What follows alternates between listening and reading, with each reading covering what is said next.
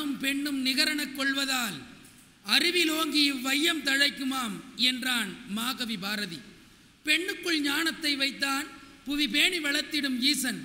மண்ணுக்குள்ளே நல்ல மூடர் நல்ல மாதர் அறிவை கெடுத்தார் என்று சொல்லுவார்கள். குடும்பத்தை பேணி காப்பவர்கள் பெண்களே என்று பேச விழைகின்றேன். இன்று மட்டுமல்ல, சங்கம் தொடங்கி சமகாலம் வரை பெண்களின் நிலை என்ன என்பதை பார்த்தால் அது கேள்விக்குறியாகத்தான் இருக்கிறது.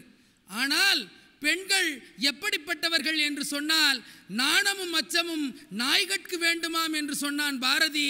அப்படி பாரதி கண்ட புதுமை பெண்ணாக இன்றைக்கு பெண்கள் வீறுநடை போட்டு தன்னுடைய வாழ்வினுடைய பயணத்தை நடாத்தி கொண்டிருக்கிறார்கள் என்பதே நிதர்சனமான உண்மை. ஆனால் பெண்கள் ஒரு குடும்பத்தினுடைய கண்களாக விளங்கி கொண்டிருப்பவர்கள்.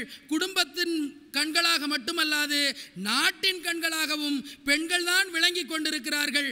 ஏன் தெரியுமா? ஆணை காட்டிலும் பெண்ணுக்குத்தான் ஒரு குடும்ப வளர்ச்சியில் அதிக பங்கு இருக்கிறது. ஆண் சம்பாதித்து வந்து தன்னுடைய மனைவியிடம்தான் அந்த பொருளை கொடுப்பான். அதனை பதமாக பகுத்து இதமாக வகுத்து குடும்பத்தை சரியான முறையில் நிலைநிறுத்துபவள் பெண்தான். அந்த பெண் சாதாரணமானவள் அல்ல, அந்த பெண் பராசக்திக்கு ஒப்பானவள். இன்றைக்கு திரை உலகில் வெளிப்படுகின்ற ஒரு நாடகம் கயல்.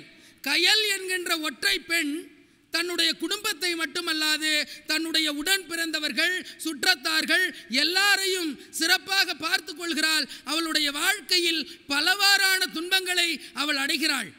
தந்தையை இழந்த ஒரு பெண்ணால் சாதிக்க முடிகிறது என்று சொல்கிற போது, அப்படிப்பட்ட கயல்கள் இருக்கிற இந்த நாட்டில் குடும்பத்தை வளர்ப்பவர்கள் பெண்கள் தானே என்பதை இந்த அரங்கில் உரக்க சொல்ல கடமைப்பட்டு இருக்கிறேன்.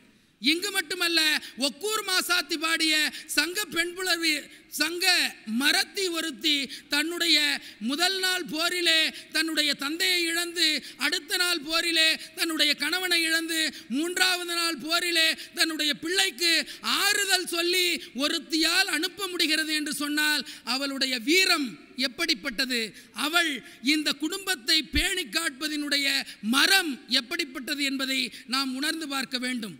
ஒவ்வொரு நாளும் பெண்கள் தன்னைத்தானே செதுக்கிக் கொள்கிறார்கள்.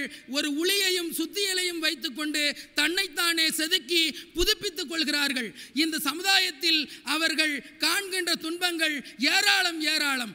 ஒவ்வொரு தினமும் செய்தித்தாள்களிலும் நாளேடுகளிலும் நாம் தொலைக்காட்சி செய்திகளின் வாயிலாகவும் பார்த்து கொண்டிருக்கிறோம். பெண் என்பவள் விற்பனை பொருள் என்று மட்டும் நினைத்து கொள்ள வேண்டாம். பெண் என்பவள் இந்த உலகத்தை ஆளுகின்ற சக்தி. அவளால் குடும்பத்தை பேணி காக்க முடியும் என்பதை உறக்கமாக இறுக்கமாக இந்த இடத்தில் பதிவு செய்கிறேன். ஒரு வீட்டிற்கு முக்கியத்துவம் வாய்ந்தவர்கள் ஆண்களை காட்டிலும் பெண்கள்தான். ஏனென்று சொன்னால், உறவுகளை பேணுவதிலும் ஆண் என்ன பண்ணுவான் அப்படின்னா, தனக்கு வந்தா பார்ப்பான், இல்லைன்னா கை உதறி விட்டு போய்விடுவான். ஆனால் ஒரு பெண் என்பவள் அப்படிப்பட்டவள் அல்ல. எவ்வளவு பெரிய துன்பங்களும் எவ்வளவு பெரிய சிக்கல்களும் பிரச்சனைகளும் வந்தாலும் அதை தனி ஒரு மனிதியாக இருந்து அதனை தீர்வு செய்வாள். இது தொலைக்காட்சிக்கு மட்டும் பொருந்தாது, நடைமுறை வாழ்வியலைத்தான் இன்றைக்கு தொலைக்காட்சிகளில் அரங்கேற்றிக் கொண்டிருக்கிறார்கள் என்பதை நாம் உணர்ந்து கொள்ள வேண்டும்.